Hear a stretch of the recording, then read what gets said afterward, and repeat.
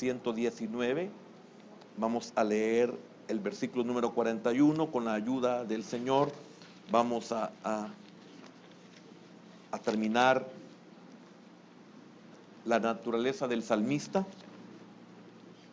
Con la ayuda del Señor vamos a lograrlo. Dice así el Salmo 119, el versículo número 141. Pequeño soy yo y desechado, mas no me he olvidado de tus mandamientos. Padre, queremos terminar en esta noche esta parte de la naturaleza del salmista. Danos el entendimiento, Señor. Por favor, oramos para que seas propicio por medio de tu palabra, por medio de tu revelación. Señor, no basta tener un conocimiento de la letra, no basta tener un conocimiento de lo que mata. Señor, necesitamos la revelación y eso solo tú la puedes dar, Señor. Nos sometemos a tu palabra. Señor, enséñanos de tal manera que nuestras vidas puedan ser mejores, que nuestras vidas puedan cambiar, sabiendo que es la única forma en la cual nosotros podemos hacerle frente a una naturaleza caída. En el nombre poderoso de Jesús te lo pedimos y te damos las gracias. Amén, Señor, y amén. Por favor, hermano, tome asiento. Estamos tratando la manera de finalizar en esta noche. Yo creo que esta noche sí, con la ayuda del Señor, vamos a poder terminar lo que es la naturaleza del salmista. Y esta porción que falta, esta pequeña porción que falta, tiene que ver con el versículo anterior, cuando dice el salmista: sumamente pura es tu palabra y la ama tu siervo. Esto es radical, aunque estamos nosotros en el versículo 141, pero tiene que ver en un 100% esa palabra del versículo 140 cuando dice: y la ama tu siervo. Hemos estudiado cómo David pudo llegar al entendimiento de que la palabra de Dios es sumamente pura. Y aparte de ello, el que la ame es la parte también, no sé si decir la más importante, porque no puedo decir que no es importante, que sumamente pura es su palabra. Yo sé, pero de nada sirve que yo tenga una palabra maravillosa del Señor si no la amo. O sea, no sé, de nada sirve que usted tenga algo que usted valore, de alguna manera lo valora, pero no lo ama. Es necesario amarlo. Amén. Y tiene que ver mucho y demasiado importante para mí, no hay cómo explicarlo, cómo decirlo. Y la ama tu siervo. Esta es la razón por la cual un hombre como David puede llegar hasta el final y llegar bien a su final, aunque todo su proceso no haya sido perfecto. Es porque ama a la palabra. La única forma en la cual, por el ejemplo de David o por el ejemplo del salmista, es que podemos nosotros llegar hasta el final de nuestro caminar espiritual, de caminar, perseverar, mantenernos en el Señor, si sencillamente amamos su palabra. No hay otra forma por la cual nosotros podamos permanecer en los caminos del Señor. Y espero que en esta noche el Señor me permita darme a explicar en cuanto a ese sentir que le acabo de manifestar. Terminábamos que cuando David fue rey de Israel, nunca se avergonzó de demostrar públicamente el amor que tenía por Dios y por su palabra.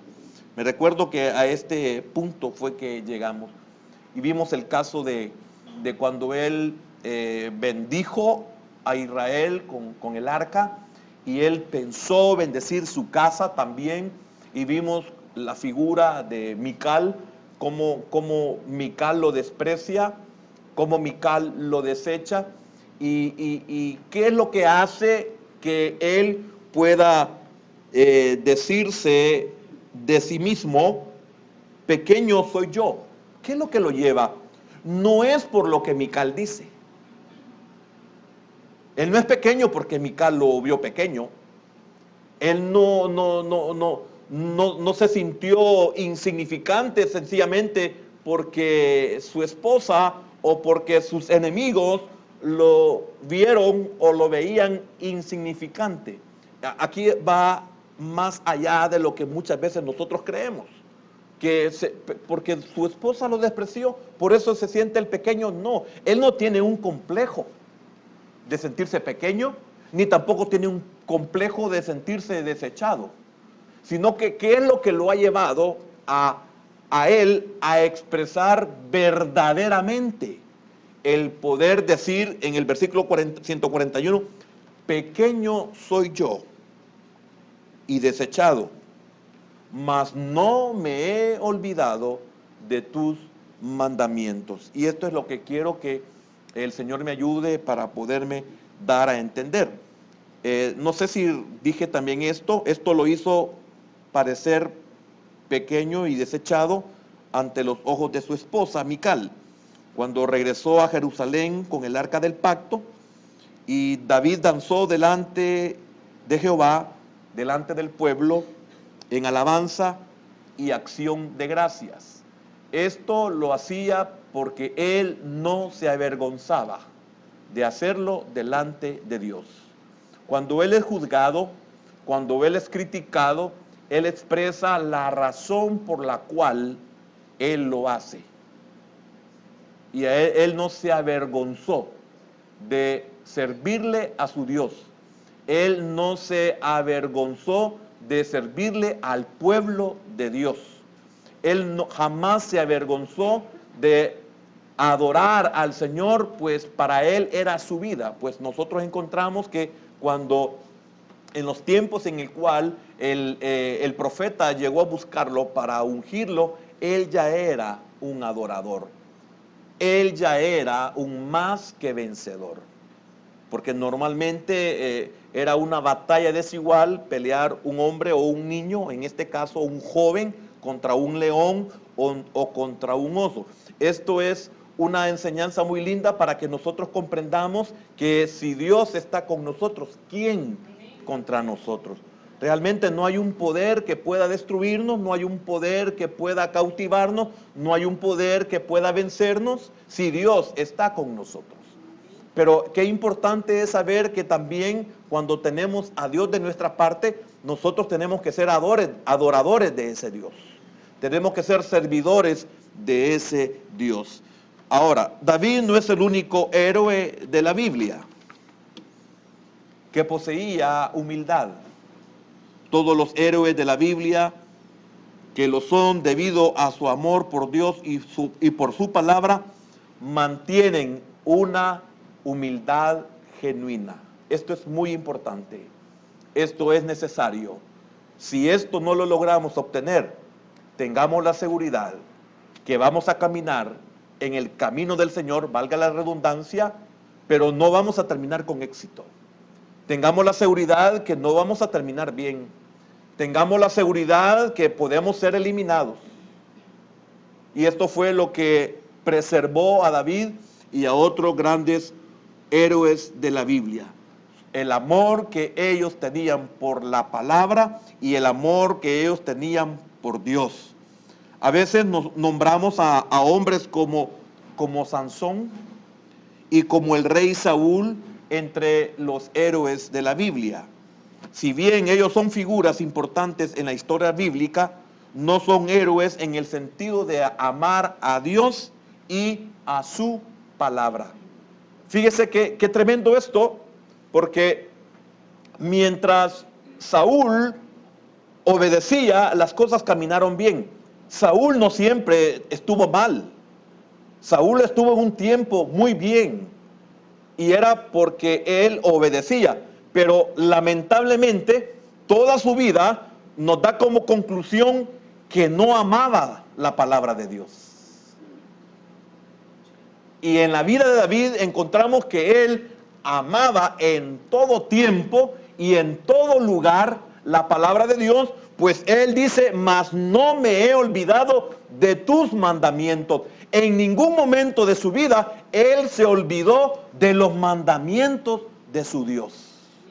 Entonces, ahora, ¿qué es lo que nos preserva? ¿Qué es lo que nos puede preservar? Si estamos conscientes que tenemos una naturaleza caída, si estamos conscientes de que no somos perfectos, si estamos conscientes de que por nuestra naturaleza, lo mejor que podamos hacer de nosotros siempre delante de Dios va a ser como un trapo de inmundicia, entonces, ¿qué es lo que nos hará que nosotros seamos aceptados delante de los ojos del Señor, o que seamos preservados en sus caminos, o que seamos mantenidos en su servicio? Que realmente mantengamos ese sacerdocio en nosotros, si estamos conscientes de que por nuestros propios méritos nunca lo vamos a lograr. Por más esfuerzo que yo haga, no lo voy a lograr. Entonces, ¿qué es lo que hace que yo permanezca?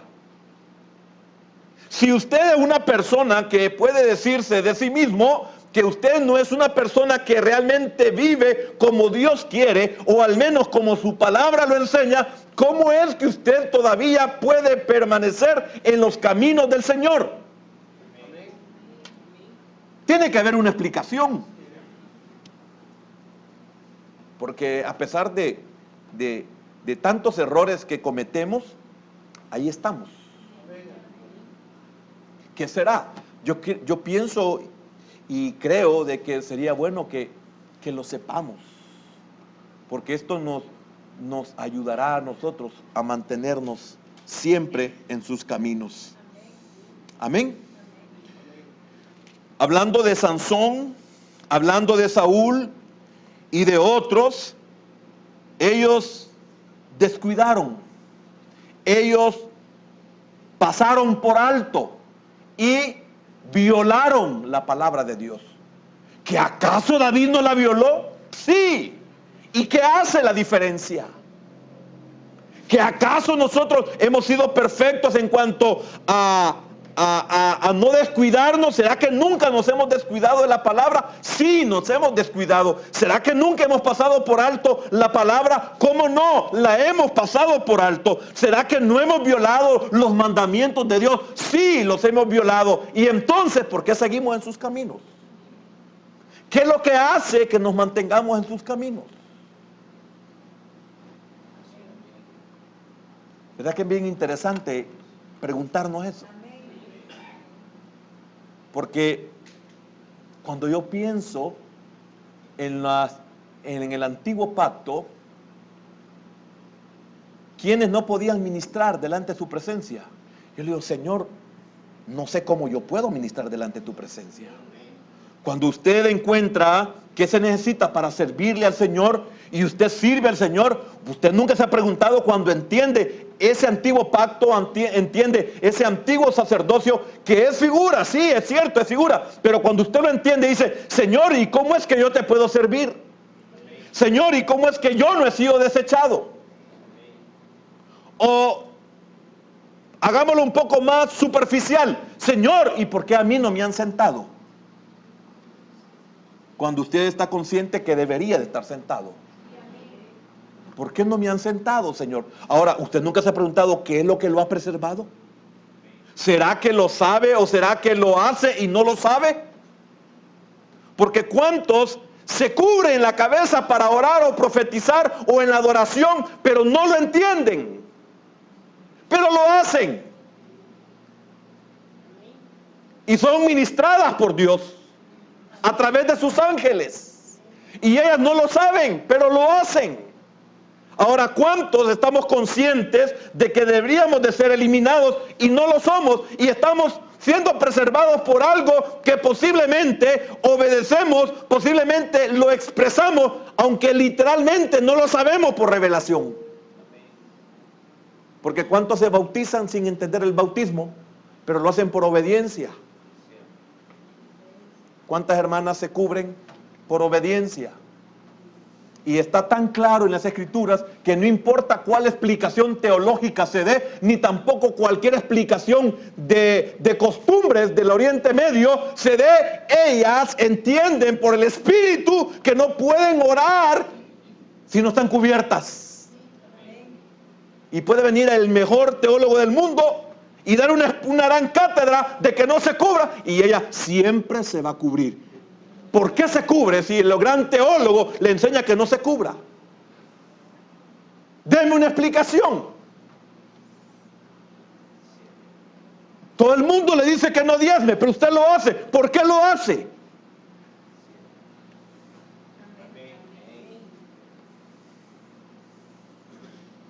Sería interesante que nosotros descubramos por medio de la palabra.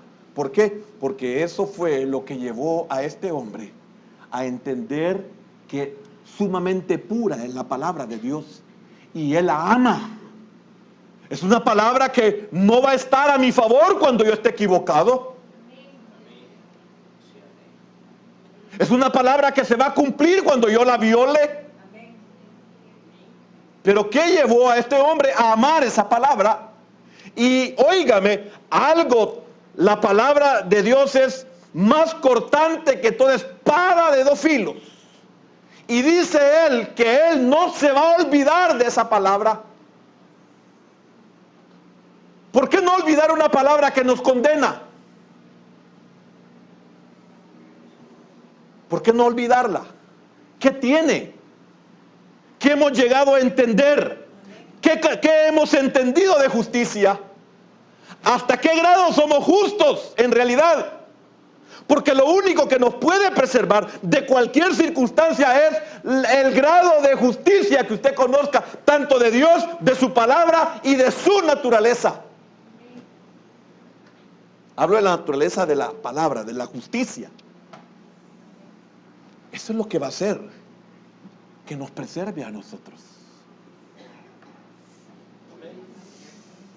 Y Dios es tan bueno y es tan misericordioso que aunque nosotros no sepamos nada de su palabra y aunque nosotros no entendamos nada de su palabra si nos la enseñan y que no tengamos ninguna revelación de su palabra, qué tremendo es que Dios ha dejado algo en mí que desde que yo fui engendrado lo tengo y no me percaté. Es la conciencia. Usted puede ser una persona perfectamente ignorante de la Escritura, pero su conciencia le está diciendo que lo que está haciendo no es correcto. Ahora, ¿cómo actuaremos? ¿Cómo pensaremos? ¿Cómo juzgaremos? ¿Cómo obraremos? ¿Cómo haremos si conocemos la justicia? La justicia de Dios, no la justicia de los hombres. Porque todo lo que sale del hombre es corrompido. Por eso no podemos hacer semejanza de Dios en cuadrúpedos, o en animales, o en hombres. Porque todo lo que hagamos de que sale del hombre es caído. Por eso no te harás imagen, no te postrarás, no le servirás.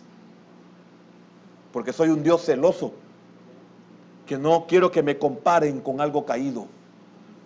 Y Dios es tan fiel y tan bueno que quitará de nosotros esa naturaleza caída. Bueno, ya la quitó. Por lo tanto, no se puede hacer nada semejante. Amén. Entonces, ellos descuidaron, pasaron por alto y violaron la palabra de Dios. Ahora, ¿qué pasó aquí? Y fíjese que viene David y dice, pequeño soy yo, pero cuando estamos hablando de pequeño soy yo, no está hablando de estatura. Cuando está diciendo pequeño soy yo, no está hablando de fuerzas. Cuando dice pequeño soy yo, no está hablando de que es una persona ignorante o una persona analfabeta. Entonces, ¿a qué se referirá David cuando dice pequeño soy yo? ¿A qué se está refiriendo? Estamos comparando con Saúl, estamos comparando con Sansón y con otros que descuidaron, pasaron por alto y violaron. Y lo estamos viendo en relación a David, que también él se descuidó, que también él pasó por alto y que también él violó la palabra. Pero ¿por qué hay una diferencia entre él y los que hemos mencionado? ¿Por qué hay una diferencia entre aquellos y nosotros? ¿Por qué hay una diferencia? ¿Que acaso no somos todos pecadores? ¿Que acaso no todos nos equivocamos? ¿Que acaso no todos pensamos mal? ¿Y juzgamos según lo que tenemos en nuestro corazón? Porque hay un dicho mundano que dice que el león ruge por su condición. Y cuando nosotros estamos podridos, todo lo que vemos creemos que son podridos lo que se está haciendo. No podemos pensar sanamente. ¿Por qué? Porque de la abundancia del corazón. Amén. Ahora, ¿qué pasó con estos ejemplos diferente a David? Que podemos decir eran iguales. Bueno, a nuestros ojos, hasta podíamos decir que David era peor, como lo dice la historia, como lo dice la teología secular, como lo dice la teología religiosa, como lo dice la teología de las tinieblas, que David era peor que estos juntos. Pero ¿qué dice la palabra? Ahora, ¿de cuántos dice la palabra lo que se dice de David? ¿De cuántos se dijo este es conforme a mi corazón? ¿De cuántos de los que he mencionado el Señor dijo hará todo lo que yo le mande? Es que oiga la diferencia. ¿Por qué nosotros como padres podemos confiar en ciertos hijos y en ciertos hijos no? ¿Por qué a veces al menor le delegamos la autoridad que se le debe dar al mayor?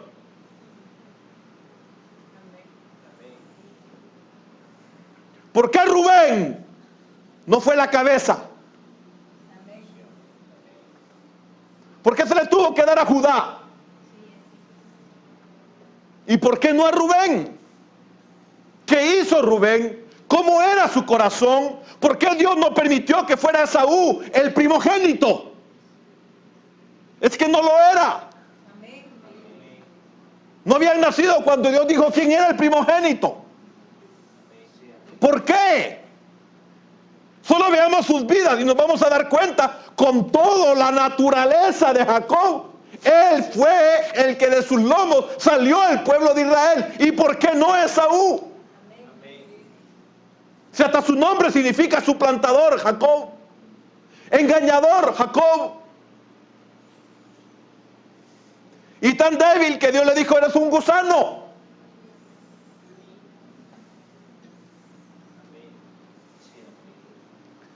Pero vemos a un Jacob que se cansó de pecar. Vemos a un Jacob que se cansó de luchar con sus propias fuerzas. Vemos a un Jacob que le pidió a Dios y le dijo, Señor, cámbiame. Yo no soy así porque quiero ser. Ya no se llamará más tu nombre Jacob. Te llamarás Israel. Mira qué tremendo, hermano.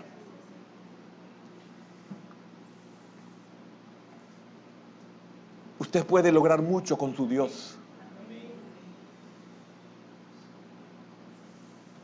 Usted no depende del hombre. Usted no depende del pastor.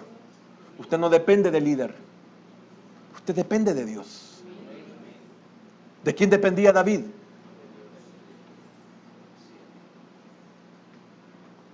Si lo vemos en lo humano, ¿de quién dependía David? De su padre. ¿Y su padre qué había hecho de él o con él? ¿De quién dependía David? Después de su padre, de sus hermanos mayores, de todos. Porque se había vuelto en el sirviente de cada uno de ellos. ¿De quién dependía humanamente David? Del rey. Si hasta para poder ir a derrotar al gigante, no pudo ir sin antes pedirle permiso al rey. ¿Comprende? Y nosotros no nos amanece de pedir permiso a nuestra autoridad. No nos amanece. Por eso seguimos como Sansón y por eso seguimos como Saúl. Y solo Dios le puede revelar eso, hermano.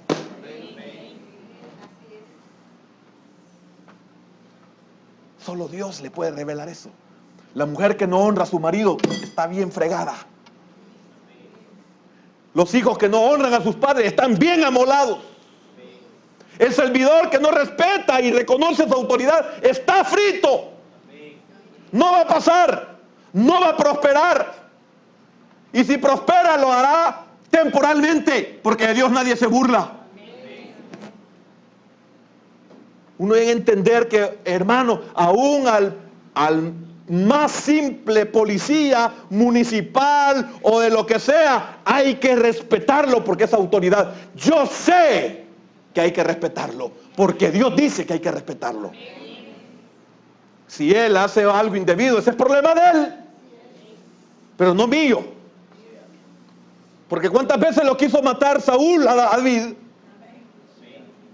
cuando debió haberlo cuidado, cuando debió haberlo tenido en alta estima, cuando no debió haberle quitado a su hija, que era la esposa que le había dado a David.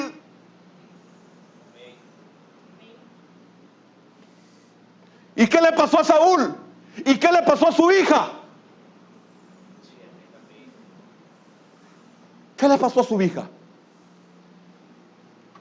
Todos creen, la gran mayoría creen que no pudo, la gran esterilidad que entienden es que no pudo tener más hijos.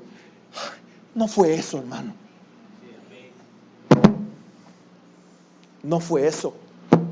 Usted no sabe lo que es ser estéril. Usted no sabe lo que es que nada sale. ¿Y cuántos no se han dado cuenta de que hay esterilidad en sus vidas? Que nada progresa. Gracias, gracias. ¿Y cómo le hace entender uno como pastor? ¿Cómo le hace entender uno? No progresan, no salen adelante, no son honrados, todo les va mal.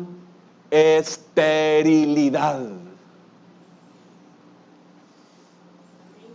Y lamentablemente únicamente nos quedamos, ay, ya no pudo tener hijos. Si eso es lo de menos. Si hijos tuvo. Y entonces, ¿de cuáles hijos está hablando?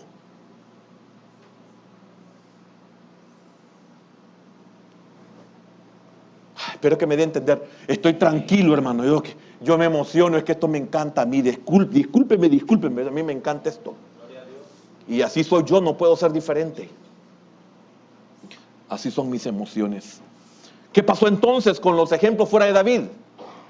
Permitieron que su orgullo, ¿cómo? Qué tremendo. Permitieron que su orgullo tuviera la victoria en sus vidas y sufrieron las consecuencias de su falta de fe. ¿Y cómo hacemos ahora para decirle a Saúl, Saúl, ya viste, te lo decíamos?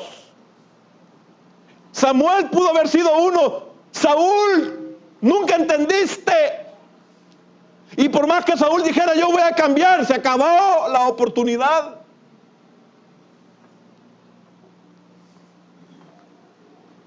Se acabó la oportunidad. El orgullo fue tremendo. Sin embargo, vez tras vez, la Biblia nos muestra que los hombres que crecieron en su amor por la palabra, también crecieron en su humildad.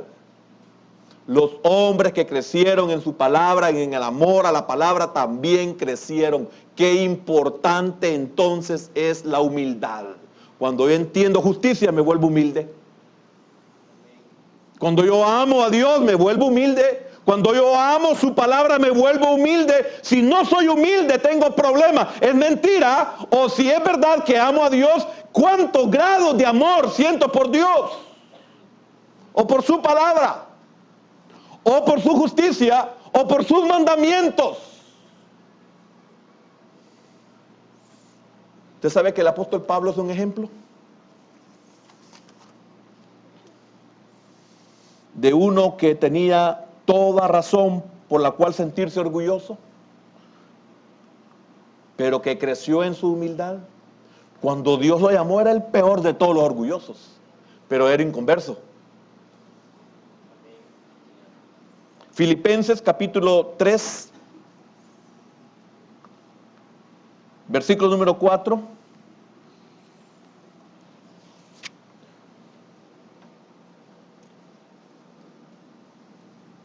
Creció en humildad. Aunque yo tengo también de qué confiar en la carne. Mire qué tremendo.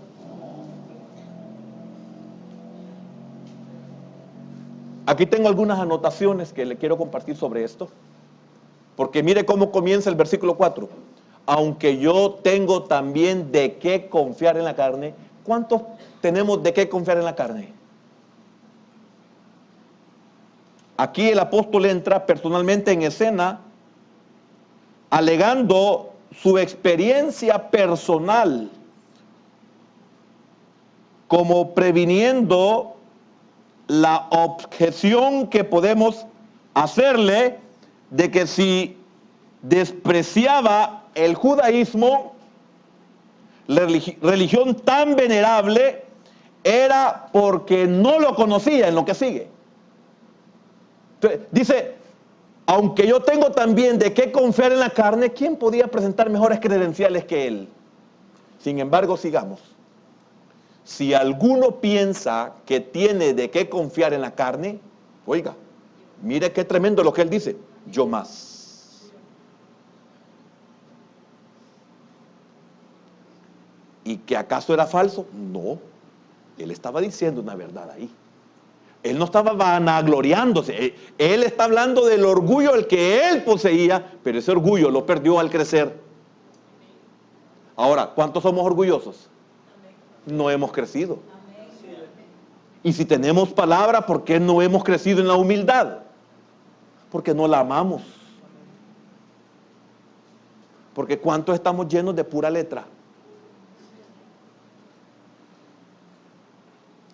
El versículo 5, el versículo 5, mire qué tremendo lo que está diciendo. Yo le voy a explicar, aunque sea brevemente, le voy a explicar esos versículos. Circuncidado, aquí empieza el currículum vitae de Saulo. Circuncidado al 8º día, del linaje de Israel, de la tribu de Benjamín, hebreo de hebreos, en cuanto a la ley, fariseo. El 6. En cuanto a celo, oiga hermano, perseguidor de la iglesia. En cuanto a la justicia que es en la ley, oiga hermano, irreprensible. Entonces le dice, ¿quién de ustedes me puede ganar a mí? Ahora, ¿cómo soy ante los ojos de ustedes? ¿Y cómo soy yo ante los ojos de Dios? ¿Y cómo me expreso yo ante todos ustedes y ante todos aquellos que son mis destinatarios de mis cartas? ¿O acaso usted cuando entra en las cartas de este hombre no llega al igual que David en los salmos y en los libros como Samuel a enamorarse de ese hombre? ¿Qué es lo que hace que usted se enamore de un Pablo? ¿No es su humildad?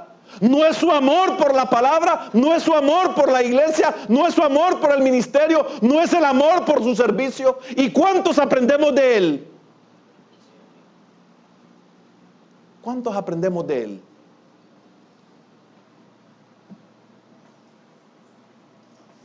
Amén. Entonces vemos que empieza enumerando sus títulos. No solo de judío, sino de judío de pura cepa y con extraordinario celo por las tradiciones patrias.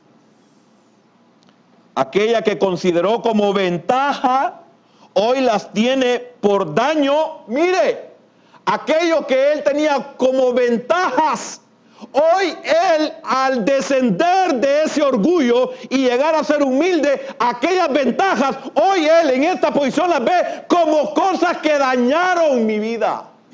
¿Y cuánto estamos conscientes de que lo que hoy tenemos y somos daña nuestra vida?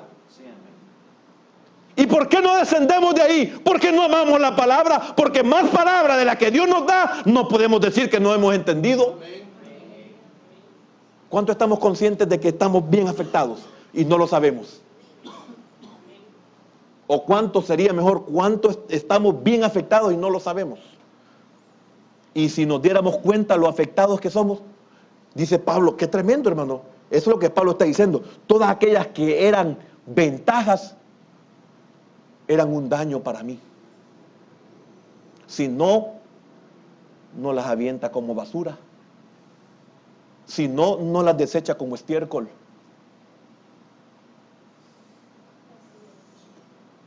Qué tremendo llegar a la conclusión, esto me estorba.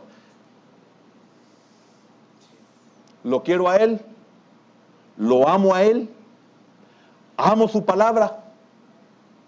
¿Qué debo de hacer entonces? Sin embargo, no lo hacemos, porque amamos.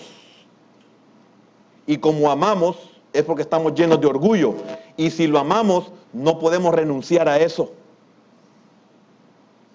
Porque no amamos su palabra.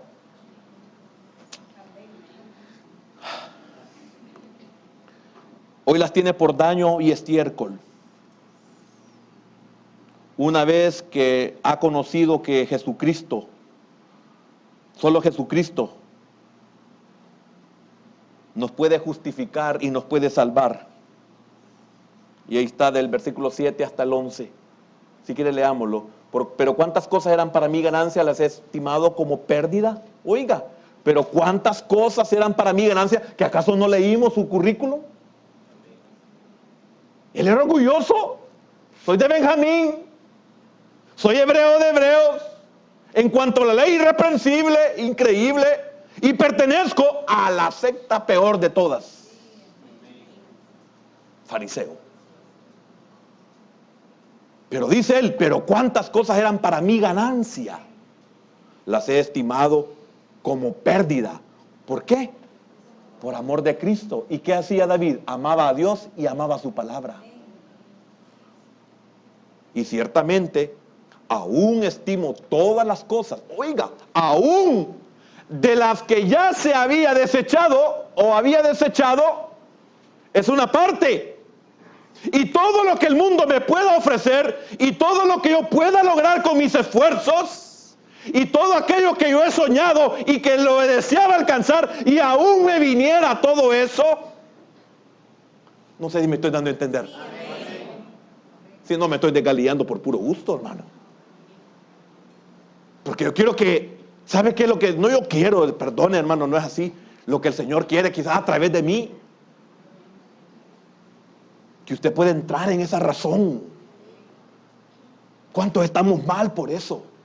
No estamos dispuestos ni siquiera a dejar lo que ya tenemos. ¿Cómo vamos a querer dejar lo que anhelamos? Que de seguro es más que lo que tenemos. Y ciertamente aún estimo todas las cosas como pérdida por la excelencia del conocimiento de Cristo Jesús. Significa que estoy dispuesto a que todo lo que me estorbe, tirarlo por basura y aún como estiércol.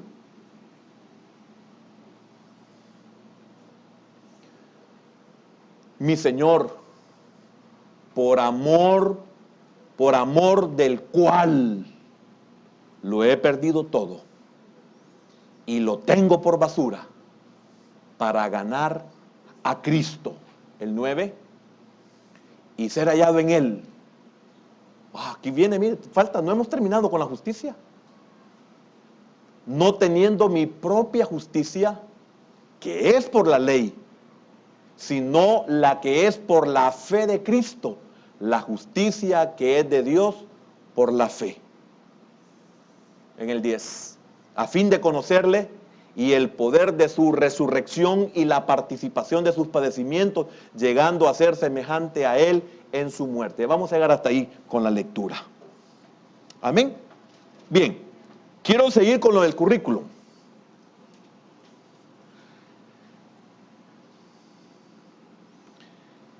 Si de lo que se trata es de hazañas, está diciendo con los primeros versículos, del 4 al 6,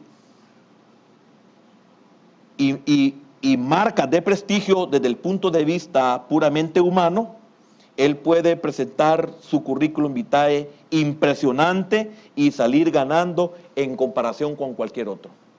Y fíjese que dice, circuncidado al 8º día. Óigame, quizás para algunos esto es aburrido, pero para aquellos que entendemos que este hombre, de que se sentía orgulloso y tuvo que echarlo por basura, porque estamos viendo la justicia, la naturaleza del salmista. En eso estamos. Por eso para mí es bien importante que usted llegue a entender esto por lo que sigue. Fíjese que él dice, circuncidado al 8º día. Eso es, no circuncidado en edad avanzada cual prosélito. Mire qué importante esto. Esto tiene que ver mucho con la justicia en la cual él se amparaba. Y que esa justicia no sirve. Tuvo que desecharla como basura. Tuvo que renunciar a eso para poder ganar a Cristo.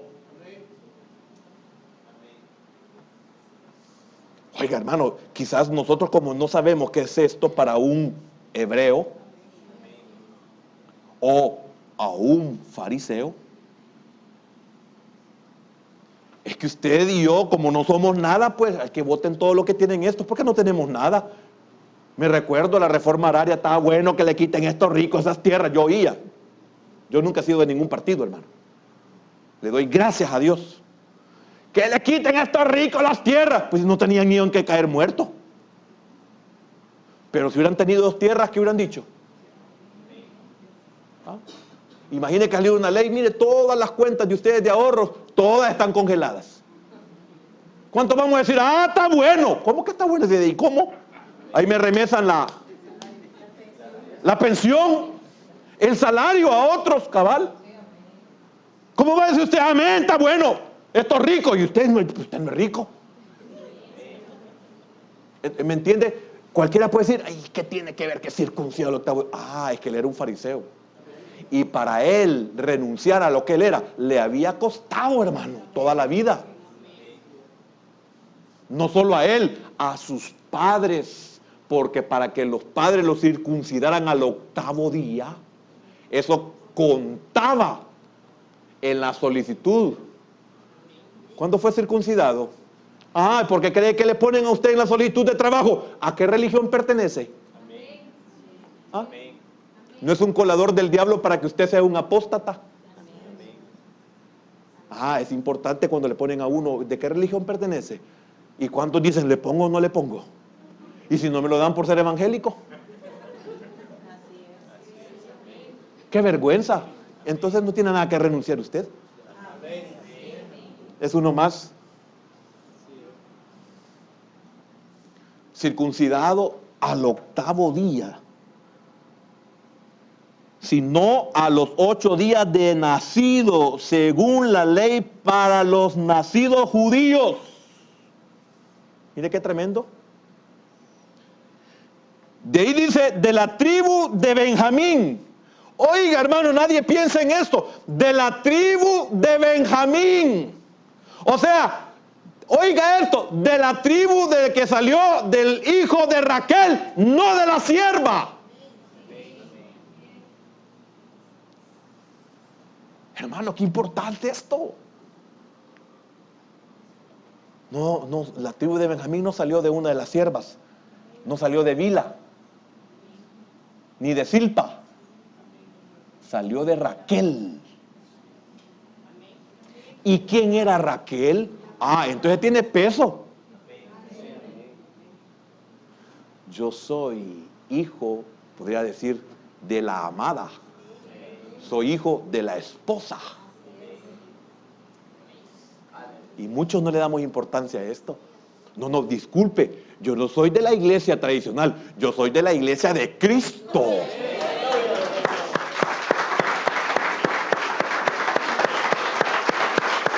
¿Verdad que hay una diferencia? Claro que hay una diferencia. Si cristianos son muchos, no. Yo soy cristiano y le añadimos el evangélico, aunque esté bien manchado la palabra evangélica, pero nos diferenciamos del montón. Cristiano evangélico, conforme a la palabra, no conforme a los que damos mal testimonio, no a los que somos únicamente religiosos. De la tribu de Benjamín. Y por eso él se llamaba Saulo, por Saúl.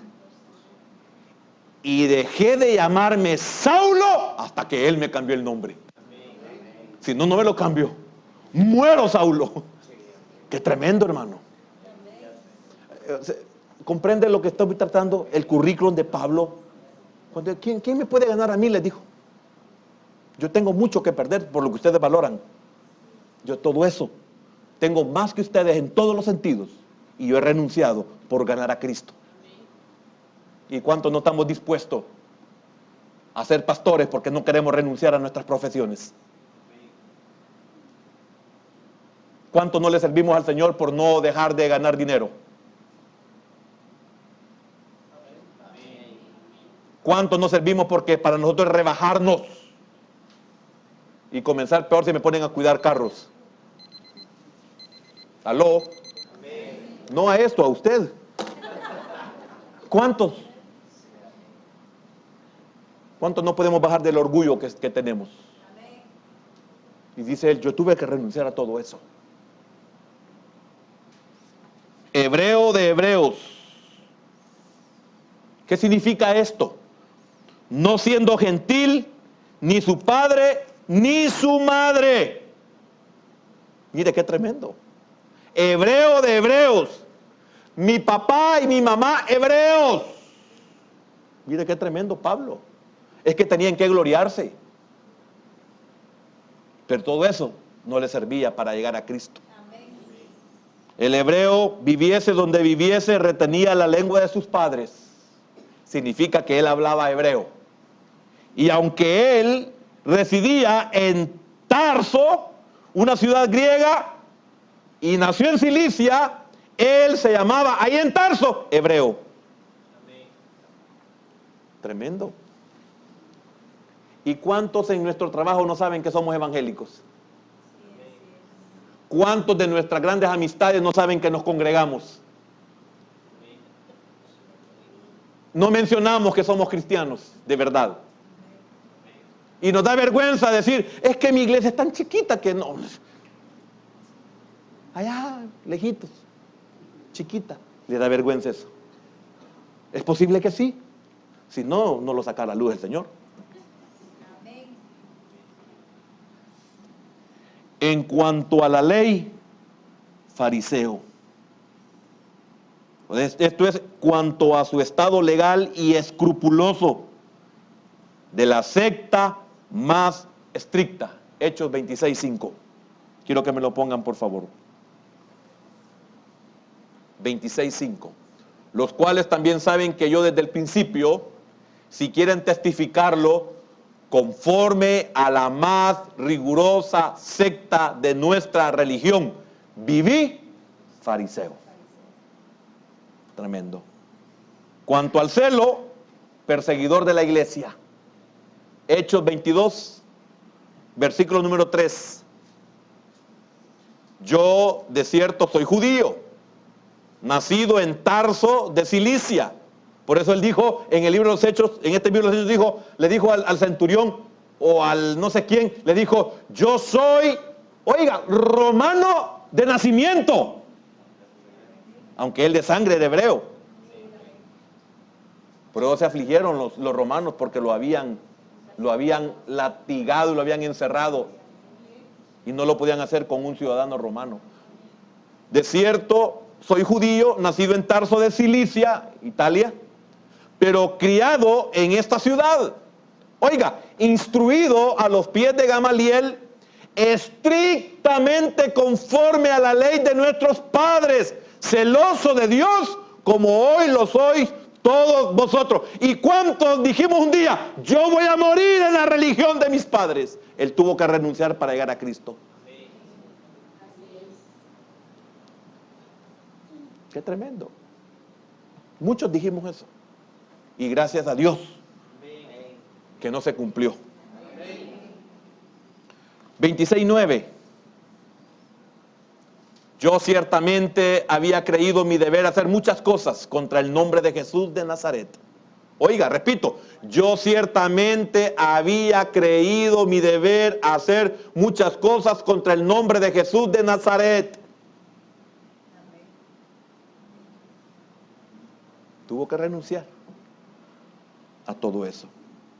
En cuanto a la justicia que es en la ley irreprensible. ¿Qué significa esto? Dice así, literalmente, habiendo llegado a ser irreprensible. La ley a nadie hacía irreprensible. Él había logrado llegar a ser irreprensible. Mire qué tremendo. Con respecto a la justicia ceremonial, habiendo alcanzado en los ojos de los hombres la irreprochable perfección legal. Mire todo lo que había llegado este hombre. Era importantísimo él ante los ojos de los hombres. Cuanto a la santidad delante de Dios, que es el íntimo y el más verdadero espíritu de la ley y que emana de la justicia de Dios por la fe, él declara, por otra parte, volvamos a Filipenses, ahí en el versículo 12, aquí está Filipenses, perdón, en el versículo 12,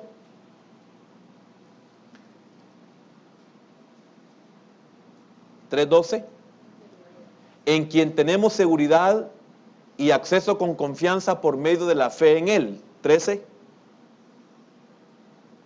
Por lo cual pido, no es esa.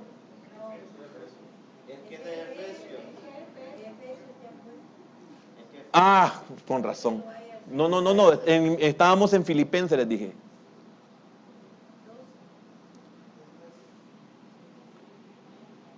Les pedí Filipenses 3:12, al 14 vamos a leerlo. 3:12 al 14.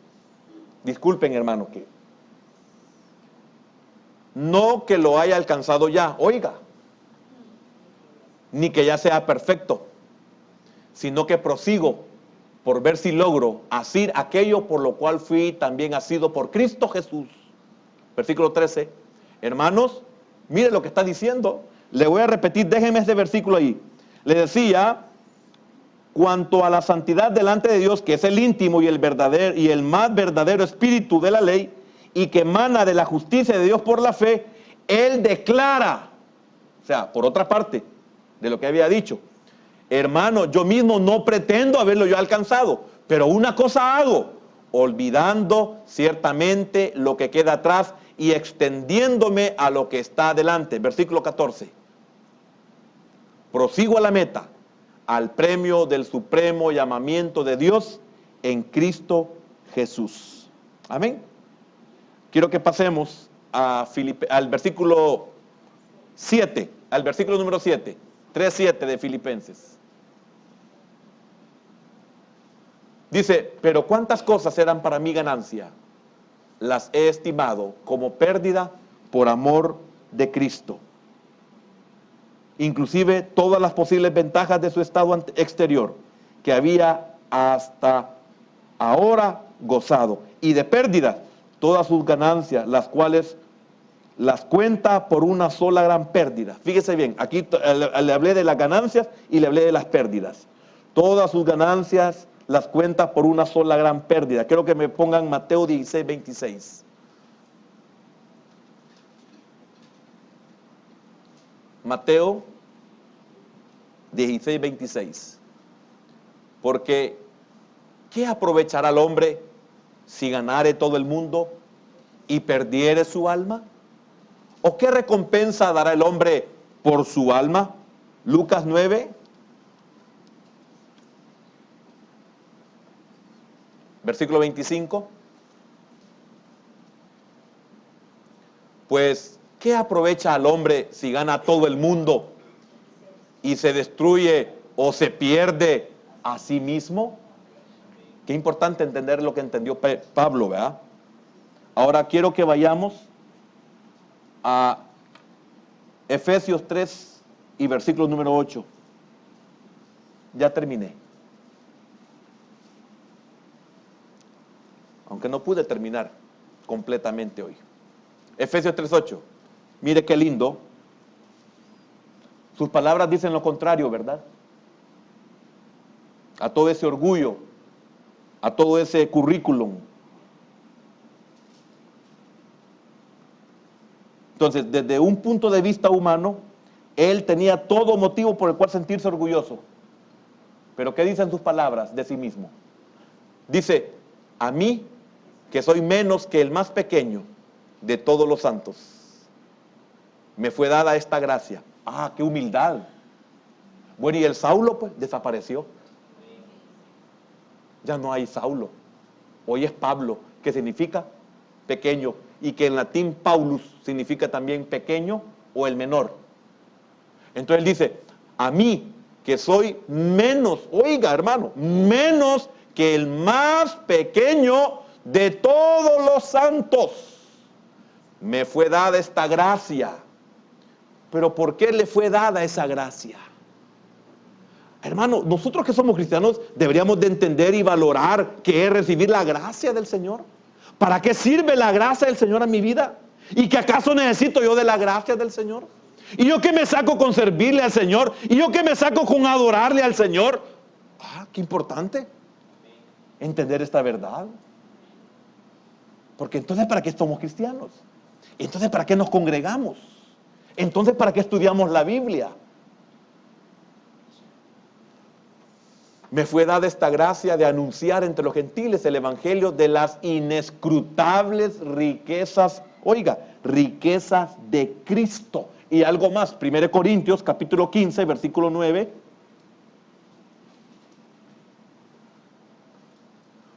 Porque yo soy el más pequeño de los apóstoles.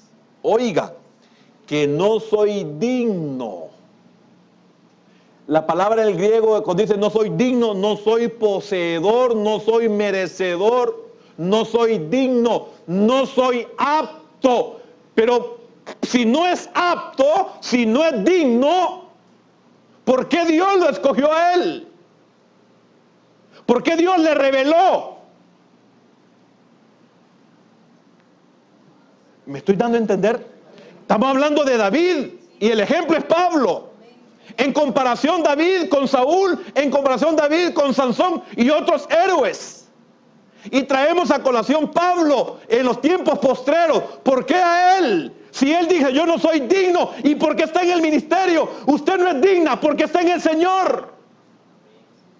¿Qué no nos dice el cónyuge? ¿Qué no nos dicen los hijos? ¿Qué no nos dicen nuestras familias? ¿Y quién es digno? ¿Pero por qué somos dignos? ¿Por qué? Hermano, me estoy dando a entender. ¿Por qué Dios nos tiene, pues, en la posición que podamos tener? No soy digno de ser llamado apóstol. Mire, Dios a él lo perdonó y en el buen sentido lo quiero decir, porque ese es el sentir de Pablo. No es que él no se ha perdonado a sí mismo, pero la humildad, ¿a dónde lo lleva? A no olvidar jamás de dónde Dios lo sacó. Que es un problema que nosotros tenemos. Se nos olvida todo, los beneficios que hemos recibido de Dios. Y por eso no somos lo que deberíamos de ser. Porque no estamos conscientes. Dice, porque perseguí a la iglesia de Dios. Oiga, que no soy digno de ser llamado apóstol. Pero es llamado apóstol. Y yo conozco una infinidad de pastores, hermano, de muchos líderes que dicen, mi apóstol, hablando de Pablo. Y él que dice de sí mismo que no soy digno, no soy apto, no soy merecedor de ser llamado apóstol, porque perseguí a la iglesia de Dios. Pablo dice, él me perdonó, pero yo no puedo olvidar mi pecado con el pueblo de Dios. Esa es la humildad que muchos necesitamos. Porque el orgullo, esto falta, hermano, el orgullo nos puede eliminar. Si es que no, ya nos eliminó. Amén. Que Dios tenga misericordia de nosotros. Padre,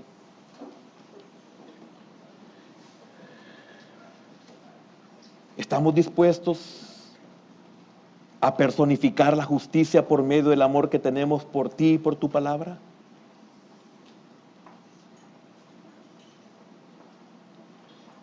Si no lo estamos, ¿podría ser esta una evidencia de que nosotros tenemos un problema de orgullo?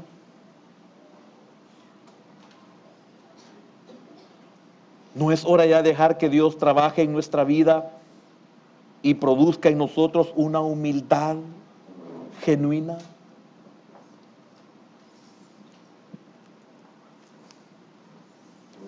Su humildad nadie la puede juzgar, ni tampoco su orgullo. Nadie puede juzgar su orgullo, solo Dios. Ahora comprende por qué David pudo expresar: pequeño soy yo y desechado. ¿Y qué fue lo que expresó Pablo? ¿Sabe cuál es el todo de David? Que a pesar de todo no me he olvidado de tus mandamientos. Él tenía un compromiso hacia la palabra de Dios. Pablo tenía un compromiso hacia la palabra de Dios.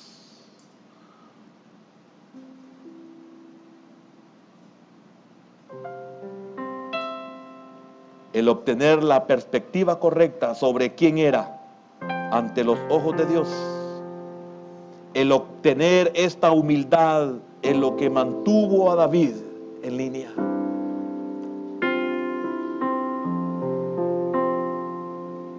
¿Qué fue lo que preservó a David? La humildad. Pero la humildad, ¿de qué fue fruto? Fue fruto del amor por la palabra de Dios. El que crece en la palabra crece en humildad, mengua en orgullo. Por eso Pablo con toda libertad podía decir: no soy digno. Pablo era convertido, Pablo era el apóstol, Pablo era el perito arquitecto de la iglesia cuando escribió sus cartas. Dios se le reveló de una forma sobrenatural y él, por la humildad que había alcanzado, dijo: no soy digno.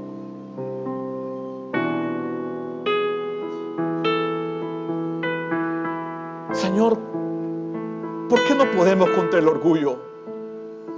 Porque no crecemos en tu palabra amándola.